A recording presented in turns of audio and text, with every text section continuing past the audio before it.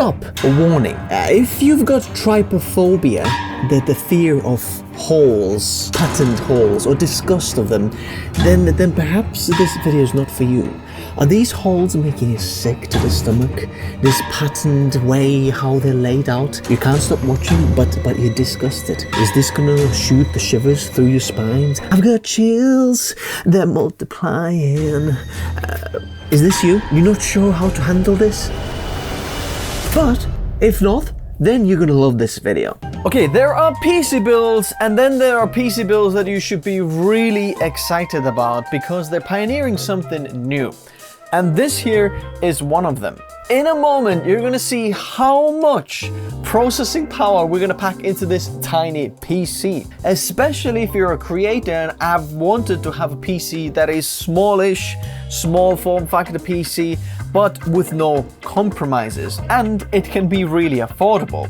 This guy here goes at less than half of the price what Apple's M3 Max costs, and is actually better and faster. But I did make one fatal mistake when building this PC, and some of the things I would change that I would want to show you when you're considering building this PC. So let me explain. This video is sponsored by NEWEGG and their April Fool's campaign deals, which are linked in the description below. Honey? Where's the rest of my PC? In the fridge. In the fridge? Why? Because I got some new eggs. Because you needed some new eggs. Have you lost your mind? Ugh. Anyway, know that the deals are on. Links in the description below, and I'll sort this egg problem out later on in this video. This motherboard is quite dear to my heart actually, because this is the Gigabyte Z690 Aero D. Gigabyte for some reason didn't release the Z790 Aero D, there is only Aero G. The D usually means that it's a little bit of a higher end creator motherboard than the G, and the D often comes with 10 gigabit Ethernet port plugged in there as well. For example, I've got the TRX 50 Aero D there as well, so that's like the higher end motherboard for, you know, the Threadripper system. And I really wish and hope that Gigabyte's going to continue their Aero D lineup. Now, I do actually have a dedicated review on this motherboard on the channel. One of the key things for me as a creator is I've got lots of M.2 storage. There's 4 slots M.2 that are all PCIe Gen 4, and we've got fast Ethernet ports. We've got ports. We've got 10 gigabit Ethernet, we've got fast USB Type-C ports, fast USB Type-A ports. For the CPU, we're going to be using the Intel 13700K. And one of the reasons for going with this one is because on this Gigabyte board, I can actually get 6 gigahertz clock speeds with this 13700K. And you might be saying, how on earth would you do that? It's because you'll see Gigabyte offers a feature on BIOS that by one flick, we can get 6 gigahertz clock speeds. So we're gonna pop the 13700K in there. Now it's even cheaper than the 14700K, but if you wanna go with 14th gen, that's absolutely up to you.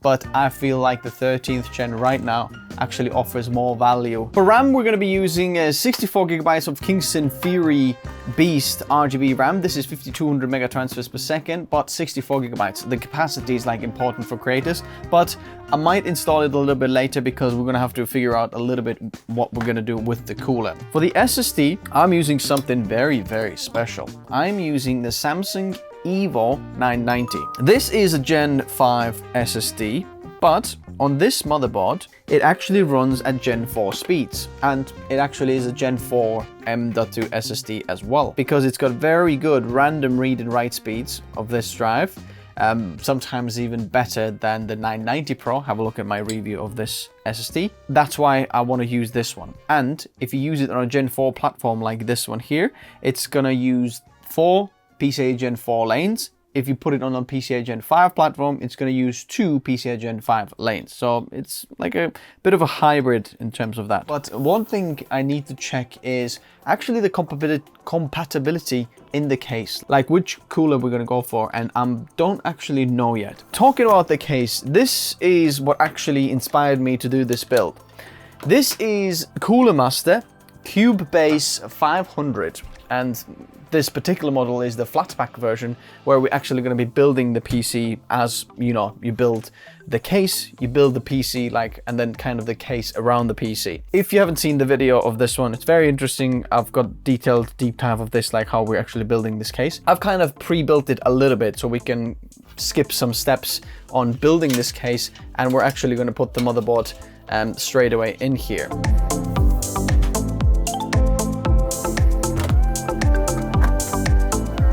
Another cool thing about this case is that all the screws on this case are exactly the same. So the screws that you're going to use to, you know, build the actual case, these silver screws, are exactly the same as you would use for the motherboard screws and so on. Oh my word! How many eggs did we need? Okay, where's the cameras? This is a prank on me, right? I know, this is part of the NEWEGG's April Fool's campaign, and I'm just being pranked here, right? Ha ha! Can I just get my PC parts back and get on with the video, huh? Who am I talking to? I don't know. Hello. I'm the egg fairy of NEWEGG. Seriously? An egg fairy? Would you be interested in my favorite egg deal number 1? The Intel i7-14700K is on a very good deal right now. It's a good CPU for an upgrade or for creators, especially for creators. You should know that. Yeah, I know that. Has every egg got a deal on it? Yes, I am glad you noticed. There are actually a lot of deals on right now. Another one of my favorites is deal number 4. Yes, that one there. Good job. And that is the Gigabyte Z790 Eagle AX motherboard, 24% off. And that motherboard can run your CPU 6 GHz. And you should know that because you've made a video about that. Can't believe I'm talking to an egg right now. Oh, and then there is the deal 7, which is an RTX 4090, which is 11% off. Well, truth be told, these are quite good deals actually. Are you saying that there's lots of deals on right now? Is that what you're saying? Yes, that's absolutely correct. I'm going to leave the links in the description below. Well, knowing my capabilities, I probably won't be able to do that, but you are, so you're going to leave the links in the description below, and people can click on them and go check out those deals. Right. I'll go check them on right now then. The egg has spoken. Now, as you can see, there is not that much space around the motherboard. And another key factor why we can make this PC so small and so powerful is this power supply. This power supply is the Cooler Master V1300 SFX Platinum. Look at the size of this power supply. Look how tiny this is, but this is 1300 watts. And it also offers a native 600 watts 12 volt high power cable in here, which means that you can power your GPUs up to 3090 or above if we go in there. Because it's so small, we're actually going to save a lot of space in this PC. Now, this case actually supports ATX size power supplies as well. As you can see, this bracket, there is a little bit of space there, but you might not be able to fit other bits in there, or it's going to be very, very tight fit. You can use your actually power supply screws that come with the power supply box as well, but interestingly I found that the same screws for the case actually fit for the power supply as well, so it will fit nicely in there. So now, in order to secure the PSU, what we can do here is there is a tiny little screw in there, and now that holds the bracket in. It's probably wise to actually put some of the power supply cables in now. We'll take the ATX power supply. So our USB type A, USB type C.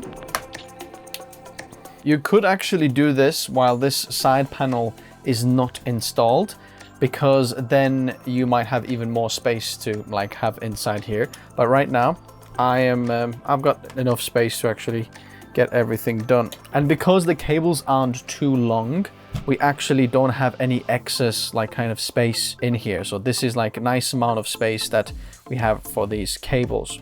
I'm gonna put the 12 volt high power cable already in there as well, because it's one of the last ports there. Now, this motherboard actually has two powers for the CPU. So I'm actually gonna have to put another CPU power in there. There we go. So one criticism I do have about this PSU, and that is that the actual included cables are very, very rigid. They're not very soft and it's hard to work with, which in a small form factor case is actually very, very important. This is the Pure Loop 2 from Be Quiet. And another interesting thing about this is that the pump is not actually located at the CPU block. It is on the tubes. So if you're taking this out, you can see that there's pump right over here. And why this is amazing is that now I am not restricted on mounting the radiator on the top, but I can also mount the radiator on the bottom if I wanted to. So the radiator could go also on the bottom to, you know, get cool air in and then push it up like that. It's completely doable. The only downside is that by this pump being there, we're actually restricting some of the length of the GPU that we can put in here. But if we put the radiator, let's say, on the top so that the pump is on that side, unfortunately on the top we can't actually mount it in there just because these are going to be in the way. We have an option to move this power supply further down, even though the radiator says is 280 millimeters. If you look at the length, it's actually 17 millimeters, which means that it's not actually going to fit in there. We could fit it down, but we still have the front panel connectors on the way there. So let's see what would happen if I did move the power supply down. So now this is the lowest position, and let's see if the radiator fits in here. What we'll actually probably have to do is mount the radiator on the top. And would you look at that, we can actually mount a 240 millimeter AIO on the top there. So yeah, it does go this way as well. And I have a feeling I might want to put it this way, just because I'll have a little bit of a better cable management of the tubes when I'm going this way. Since that is going to go in there just like that, it comes with these fans. These are Be Quiet Pure Wings 3, 140 millimeters. So it goes there perfectly fine. And the other one there goes fine as well. We do have to squish those power supply cables there a little bit.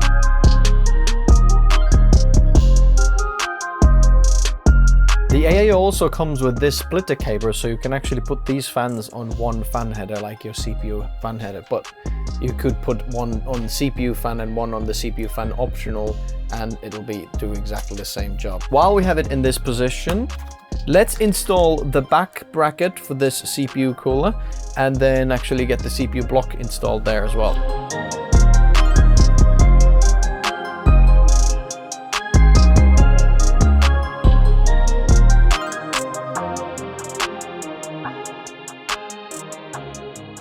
We've got a 280 millimeter AIO installed. We've got a power supply there in the front. I mean, this is looking pretty good to me. But let's see which size GPUs we can actually fit in here. I have a few GPUs in here.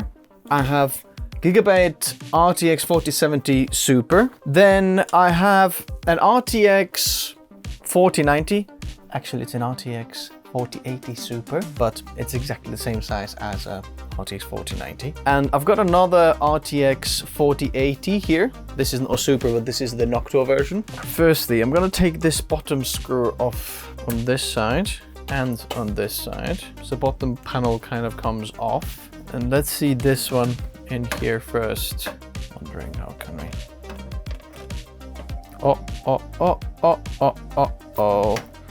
Oh, this is gonna be interesting. Boom! Look at that. We've got an RTX 4090 in here. That's absolutely insane. Look at that, how much power you can pack in here. And if you wanted to, you could have another capture card or something else on the bottom there. You easily have the space for that in here. For example, this one here, have another 10 gigabit Ethernet. And there's 2 centimeters of space still on this side. Right now, this TUF card is about 350 centimeters in length, And you can easily put 360 centimeters here as well. Not centimeters, millimeters. I want to try the Noctua as well because the Noctua is very thick in a different way. So it's not as long, but if you put the Noctua in here, as you can see, the same, very easy to fit in there. In fact, the Noctua probably will fit even better in there and keep it very, very nice and cool and quiet if you want an RTX 4080. As you can see, it fits in completely fine.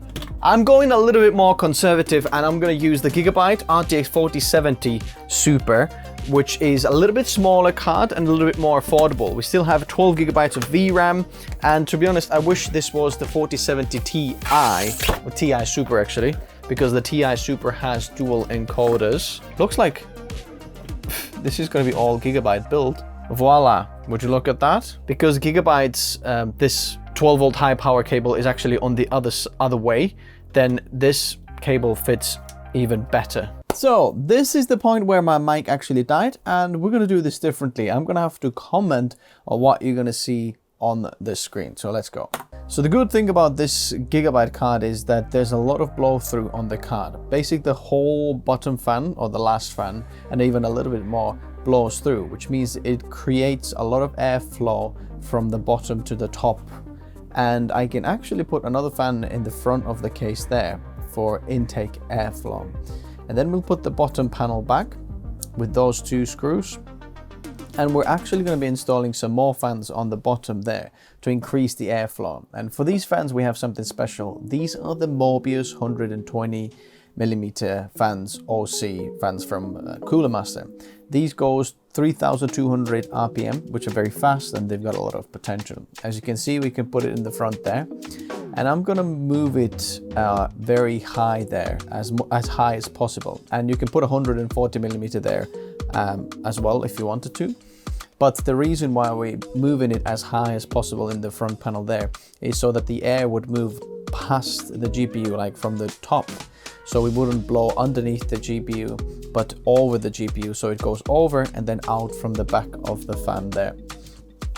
And on the fan cable, we have 3 switches.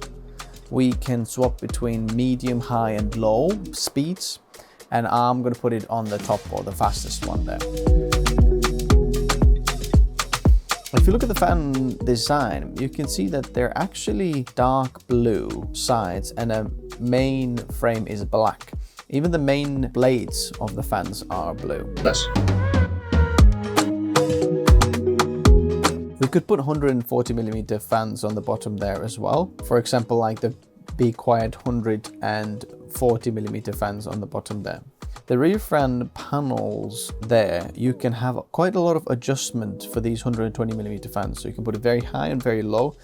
It just depends, you know, how you want to build the PC up, which is very interesting. And so this is the airflow, what you can see there. From the bottom, the air goes there, and then we have exhaust of the AIO that just pushes out from the top. There's also a side bracket there. You can put another fans if you want. It can be 120mm or 140mm. As you can see here, we're trying the 120mm. If you wanted more intake from the sides, because you can put the back panel on this side, so you don't have a glass on there. Obviously, if you have glass on that side, then there's no point. And you can move the bracket as well. There's like higher and lower adjustment. And then from the bottom one, you can just put more airflow for the GPU if you've got very GPU heavy workflows or something like that. But depends on the size of your GPU, because you can't put it on everything. Because if you have a 4090 or something like that, you might not put there. You could even use this as a side radiator or something like that. So if you want to add extra 280mm rad or something like that in there, and you wanted to quickly access your PC in a custom loop or something like that, you obviously have to use a little bit of flex tubes in there to access it, but you can just put it and move it from the side because the bracket actually moves. Or put the AIO on the side as well. As you can see, you can service it, liquid cooled proper system. You can just service it like that. You can access the PC and just kind of move the radiator out of the way, which is pretty cool. Now you can actually have a few different ways how you can orient this PC. This is normal layout, and there's some of these feet that come with the case. You can put the PC feet underneath, which is normal, or in the front, and that way means that you've got a little bit of a chimney layout from the front. So GPU is kind of laying down, so you're pushing in air from the sides, and you're pushing air in from the top, you know, up and then out from the top. But if you have this orientation of the PC, then you probably want to flip the AIO orientation, so you're actually intaking the air in rather than exhausting from the AIO. It will probably be better performance. And one of the awesome reasons why you want a PC in this orientation is you've got a very easy access to all of the AIO on the top, as you can see. Even if you put it on the table or on the side of the floor, if you need all of the awesome parts of the AIO, you don't have to, you know, get on the back of the PC or something like that. That would be awesome. The only downside of this is that the front panel now is on the bottom, like on the down there, so it's very close to the table or floor, which means you can't really use those ports there, and you know, you kind of lose the front panel ports. So Cooler Master, if you're watching this, if you can change this, that will be awesome. If you get the front panel and exchange the front panel with the front panel, and then we have the IO of the PC kind of on the back of the PC case, then you have all the front panel IO and then the IO of the motherboard, everything would be in one place, and you'll have much better access to all of the AI of the PC, which is absolutely, that would be awesome actually. And to be honest, that feature would probably make me swap out my current rig there, which is the Peter McKinnon, you know, PC, but that would actually change it because I can have it on the floor and I can have quick accessibility to all of the IO of the case and everything. But the cable management of this case is very nice. As you can see, it's very clean. I didn't actually try very much there. They naturally flow into the right places, and because the PSU doesn't have a lot of cables, they're shorter than usually. That is a massive benefit, and why you might want the SFX power supply, because you just have less cable mess. And there's quite a bit of storage options and space that's still there for all of these cables, even though being very, very small case. If you want to add more SSDs, 2.5 inch or 3.5 inch, you can do it there. You can have a few different ways how you can put the panels there. It comes with one tempered glass of one of these mesh sides, and I'm going to put this breathable or the mesh sides on the back. Obviously, if you put the fans on the other side, then you might want to put the glass in the back of the PC. But right now, we can actually get some intake to the back of the motherboard. So if the back of the motherboard gets hot, you know, we'll actually have some cooling for that. And if you don't like this color there, you can very easily respray these panels, because the dust filter comes off very easily, and you can put it to any color you want. I really like the black version of the case. As you can see, this is so nice. The nicest one, I think. The all white one is good build as well, but the black one is like a Batman, like really cool one. Also, the case comes with these accessory bits that you can put them in on the front there like that, or on the top there, and then you can put your cables or headphones, or just like some pegs basically to hang some stuff if you want to. It's quite nice if you have the PC on the table. Okay. So the Gigabyte antenna really fits the color theme, and it fits on top of there. It's actually also magnetic, and this is a really cool keyboard. This is called NUPHY Air 96. NUPHY is how you spell it, and it's quite a nice, like, kind of minimalistic design. It's mechanical keyboard. I've got it here as well, but it's got very slim keys. So the key travel is still the same, but it's like very slim line keyboard, which is very nice and fits the color theme. So here's the first try on. Let's press the power button, and looks like we've got some lights on, and it's going. Oh, I can feel the fans are going really, really fast. Those Mobius are going full blast. You can see the RGB on the bureau up there, and we're in the BIOS. Look at that. Aero-D. XMP, we're gonna put that on. 5200 mega transfers per second, 13700K. We're gonna go to advanced menu, F2, and then you can see CPU upgrade there. It's actually CPU upgrade, that's what I'm looking for. CPU upgrade, there we go. And we're gonna go to instant 6 gigahertz. That means we're basically getting like 14900K single core performance out of this one. And make sure you enable your iGPU.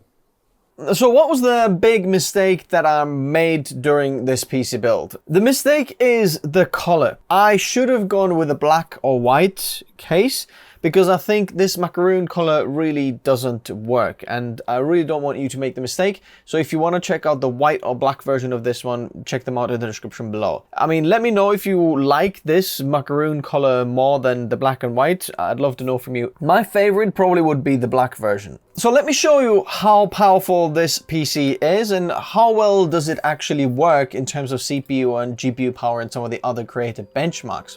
So firstly, I want to show you the CPU power, but I have done some things first. So I ran Cinebench R24, a single and multi-core benchmark, which I'll show you the results in a moment. But it's interesting that we check out the hardware info here before I'm gonna actually press 0 on it, because we can see that the core temperatures have gone to 99 degrees on Cinebench R23, and while I was doing lots of benchmarks and other bits on this PC. And you can see that the cores that have gone really hot are actually only 2 cores, the P-Core 7 and P-Core 5.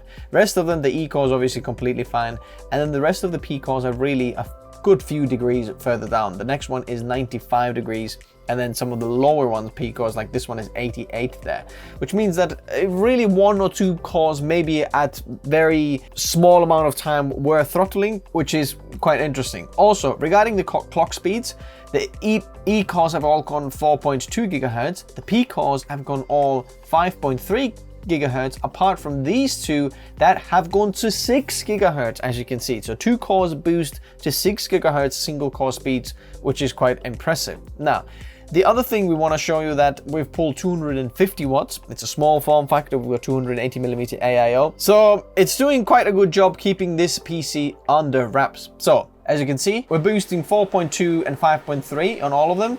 The PC is going really loud. We're pulling 257 watts, which is actually more than on the Cinebench R24. Thermal throttling, nope. Core temps maximum 93, and as you can see, we got almost 30,000 points. Bear in mind, I'm running lots of things in the background here as well, as you can see. So we're going to be probably getting more than 30,000 points if you wanted to push this, or if you wanted to overclock this, completely possible as well. But what I want to show you is that this 280mm AIO is really doing a great job at keeping this cool. Like some of the air coolers that are out there for this type of workload, they're instantly thermal throttling. So it's really impressive that we can do that in there. Now, if I had a contact frame, I might get even better results here. As you can see, we just in a moment with thermal throttle, as you can see there, we are thermal throttling now. So let's have a look at our clock speeds. But we're still boosting 5.3 on the P cores and 4.2 on the E cores. So it's quite interesting, even though we're thermal throttling.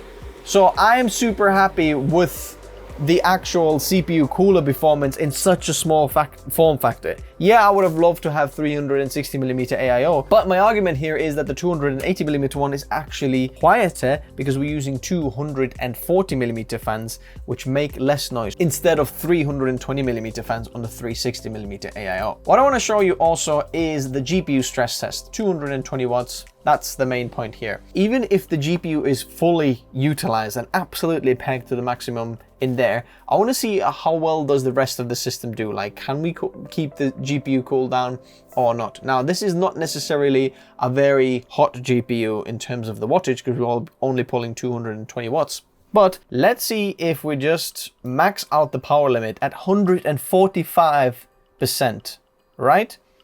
Click go. So now let's see what we're pulling.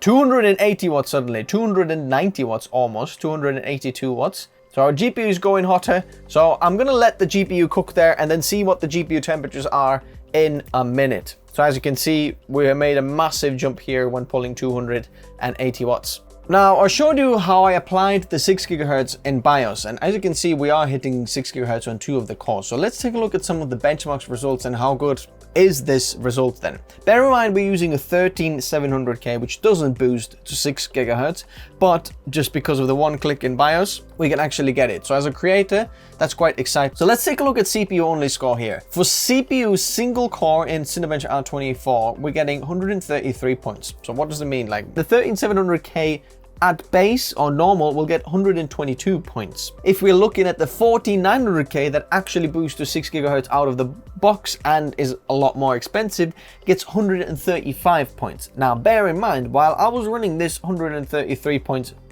result, I had lots of things running in the background. I had the hardware monitor open at the same time, Chrome was open, there was lots of things happening at the same time. So I would argue that I'm basically getting the same single core performance on this 13700K as 14900K because I'm using this Gigabyte Z 690 motherboard. By the way, any Gigabyte Z 690 or Z 790 motherboard can offer you the 6 GHz option in BIOS if you're using any of Intel's 13700K or 13900K CPUs. And at the same time, I did the multi-core score, which was 1653, which is about the same what we get on the 13700K. So I'm quite happy with the CPU performance because that 6 GHz boost, that'll make the PC a little bit more snappier. Now, bear in mind, we are using the RAM that is 5200 megatransfers per second. That's not particularly fast. And on Intel CPU, the IMC is actually rated at 5600 megatransfers per second. So there is so much room that you can do here. Now, you can easily run 6800 megatransfers per second if you get the likes of Team Group, T-Create, Expert RAM. That looks really, really nice as well. So what I want to say is if you get faster RAM, you can get a little bit more performance out of the CPU as a creator. I highly recommend you check out the best CPU for 2024, where you'll see a little bit of a performance difference between 5600 megatransfers per second and 64 megatransfers per second, so you can see how much you can expect there. In Photoshop, we're getting 9649 points, and that's the Puja Bench for Creators app that I'm using for this, and this is the 1.0 benchmark result, which is very, very fast. I did mention that this is faster than the M3 Max. In Cinebench R24, you can see that the CPU is not actually faster. The M3 Max is a few percent faster in the Cinebench R23, and the same here with the overall score. If we are looking at the M3 Max, then the M3 Max got actually 10,000 points, just 10,040 points in overall score. But the general score is actually faster in here, but the filter score is faster on the Mac. So we're basically within few percent of the M3 Max in this Photoshop application. So you might be saying, well, how is this faster than the M3 Max then? Well, here's the results on video editing, which Apple really says that it's very good at doing. And I got a lot of slack for kind of fanboying the Apple in the last video series where we talked about the M3 Max and we compared it with different things like Intel, AMD, different GPUs. The impressive thing that this is on battery power, but if you do want to save some money and have a little bit more features, a little bit more flexibility, more even performance, then you can get it at a much lower price point. So here we're getting 13,181 points for the general standard overall score, and the extended is 9,316. So how does M3 Max compare with this on a laptop that costs double what this one here costs? The extended overall score is 8,168 points. The standard overall score is 10,468, which is more than a 2,500 points less. So as you can see, we're quite a bit faster than the M3 Max in Premiere Pro video editing if you want to do that as a creator. Now, if we are looking at 3D, like the Cinebench R24 or Blender benchmarks, then the RTX 4070 Super that I have here is a lot faster than the M3 Max 40-core GPU. So in certain scenarios, the CPU performance on the M3 Max can be slightly faster, but I'd argue in most of the creative applications, this is much faster just because we have a lot more RAM, we have dedicated GPU, and we actually have a lot of performance. Now, the downside is the power draw. As you can see right now, we're pulling 280 watts only on the GPU. Now, you might be sat there and saying, a small form factor build, this doesn't look necessarily so small. Ooh, I can feel some warm air coming from the top now because our GPU must be heating up. Our CPU package is 53 degrees. As you can see, it's quite warm at idle, pulling 33 watts. Our GPU is 67 degrees, something like that. But what does that mean? It means that we have a very good airflow in the case, even though this case is so small. So back to the form factor. This PC case is 33 liters. And you might be saying, well, okay, is that big or small? How much is this? Now, you can get an ITX builds and a lot smaller kind of PC cases and fit a lot smaller in there. But the biggest problem for me as a creator is that the ITX builds, there is not a lot of expandability. It's very hard to add storage and the 2 storage or have 10 gigabit Ethernet there. It's impossible because literally an ITX build, there is no ITX boards that have 10 gigabit Ethernet. So very limited what you can do with that PC unless you want to use like Wi-Fi 7 and connect wirelessly. But if you're a professional creator, no one will do that. But this PC case allows you to do that. This has got 10 gigabit Ethernet built in. We've got a full dedicated GPU, which can also be an RTX 4090 if you wanted to. And you still have 2 expansion slots there that you can expand, I don't know, storage or something else in there. In comparison, this Phanteks NV5 that we have in the background there, that's not considered necessarily a large case. This is a mid tower, is 60 liters. That means that this case capacity behind me there, the NV5, is almost double as what we have here on the Cubase 500. And you can argue that this case here doesn't have many compromises over that case there that is twice the size. So Cooler Master, if you're watching this, I have a few things that I would love changed on a version 2 of this case that I think would make this case even better. The chimney layout.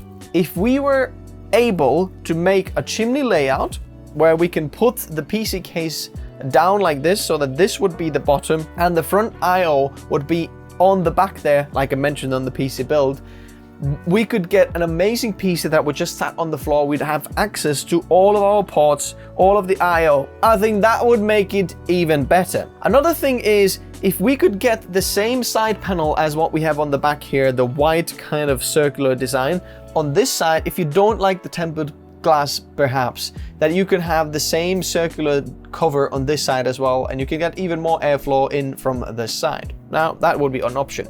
Also, if you do want even more airflow for this case and perhaps are willing to make some compromises, there is an interesting thing what you can do. So, if you take the front panel off and you're willing to run this case without the front panel, you can actually mount 240mm fans here on the outside of the case if you wanted to. That would mean that it would draw air in from the side and the PC would be even quieter. You could do the same on the bottom if you wanted to, and on the top, just pull the panels off and you can mount the fans in there. So you could have 240mm fans on the top, 2 on the front and 2 on the bottom, which, if you don't mind how your PC looks, will be even quieter and even more performance for your PC. And this is one of the things that I would change when doing the PC when I would do it again. And what I recommend you to do is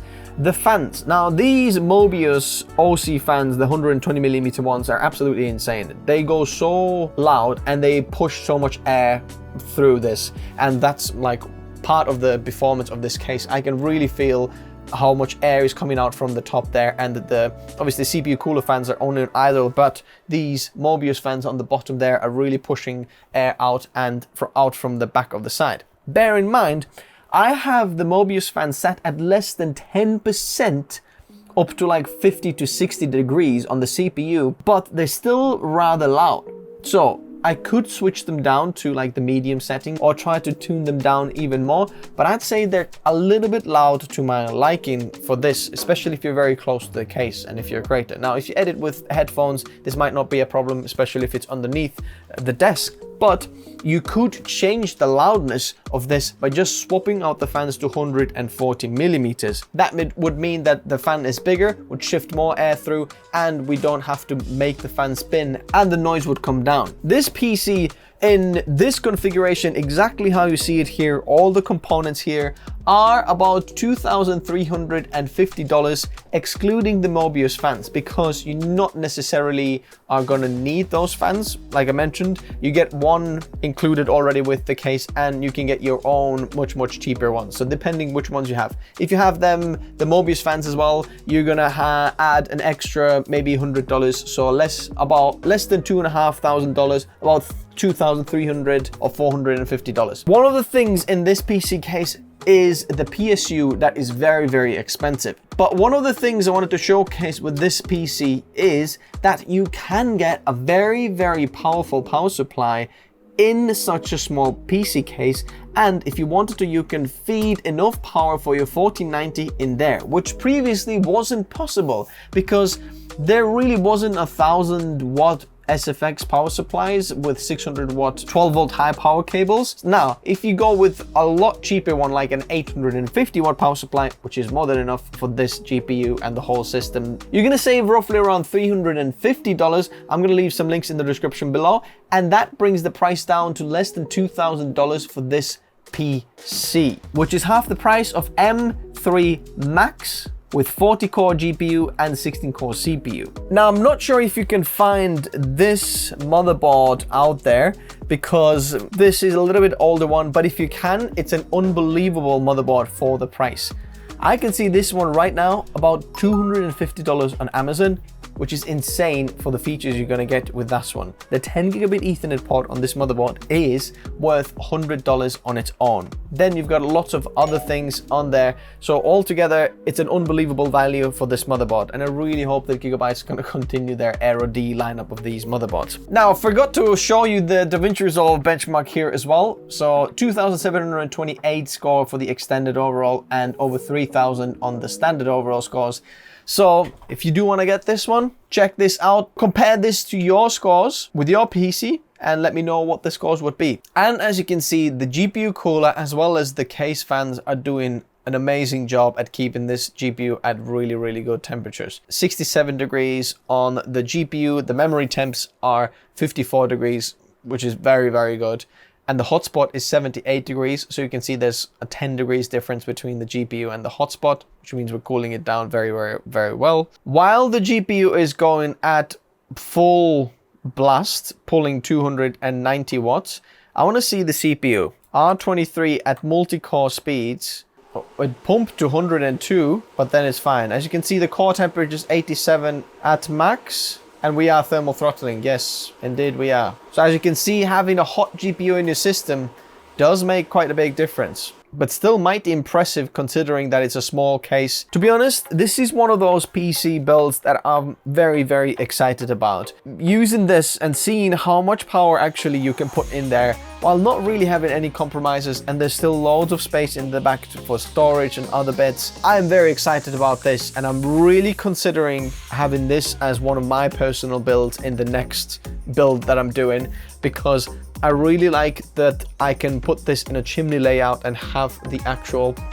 I/O on the back of the motherboard just up there, because I'm constantly plugging lots of different things in, which would be very, very good in my workflow. I don't know about you. If you don't have the space on the table, this might be awesome for you. If you do want to build yourself the best bang for buck creator PC, then perhaps get the inside of the components through the links in the video description below. I'll explain everything down there. There's everything down there for any budget. But this one here, you can pick up roughly about $2 grand USD. So check out the links in the description below. Unless there's something on a deal, you can get it even cheaper. Big thanks to NEWEGG for sponsoring this video. And go check out their deals in the description below. Lots of interesting deals. I shared some of mine, which are linked in the description below as well. But if you're interested in upgrading or getting something for your PC, then go check out the deals in the description below. Thanks NEWEGG for sponsoring this video.